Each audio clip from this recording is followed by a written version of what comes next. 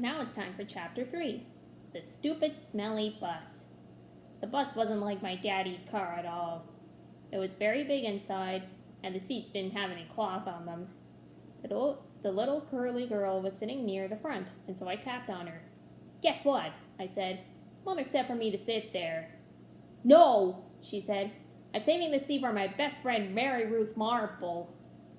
Then she put her little white purse on the place where I was going to sit. And so I made a face at her.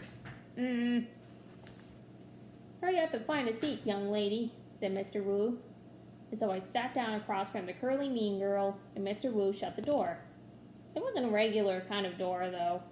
It folded in half. When it closed, it made a whooshy sound. I don't like that kind of door.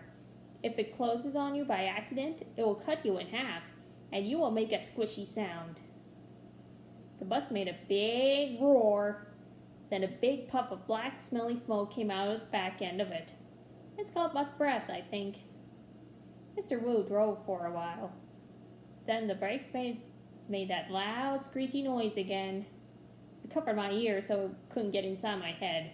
Because if loud, screechy noises get inside your head, you have to take an aspirin. I saw that on a TV commercial. Then the bus door opened again, and a dad and a boy with a grouchy face got on. The dad smiled. Then he plopped the grouchy boy right next to me. "This is Jim," he said. "I'm afraid Jim isn't too happy this afternoon." The dad kissed the boy goodbye, but the boy wiped it off his cheek.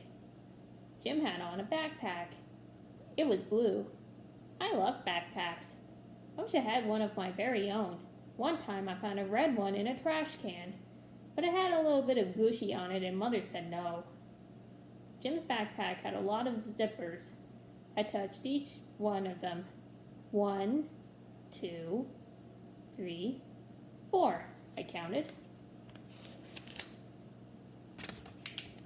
Then I unzipped one. "Hey, don't!" yelled Jim. He zipped it right up again. Then he moved to the seat in front of me. I hate that Jim. After that, the bus kept stopping and starting, and a lot of kids kept getting on. Loud kids. And some of them were the kind who looked like meanies. Then the bus began getting very noisy and hot inside, and the sun kept shining down on me and my fuzzy hot sweater. And here's another hot thing. I couldn't roll down my window because it didn't have a handle, and so I just kept on getting hotter and hotter. And it smelled on the bus too. The bus smelled like an egg salad sandwich. "I want to get off of here," I said right out loud, but nobody heard me. I hate it in this stupid smelly bus. Then my eyes got a little bit wet. I wasn't crying though, because I'm not a baby. That's why. After that, my nose started running. Only the bus didn't have a glove compartment, which is where you keep all the travel tissues, of course. So I had to wipe my nose on my fuzzy pink sweater sleeve. Then I stayed on the bus for about an hour or 3, until finally I saw a flagpole and a playground. That meant we were at kindergarten! Then Mr. Wu drove the bus into the parking lot and stopped. I jumped up very fast because I wanted to get off that stupid smelly thing. Only guess what?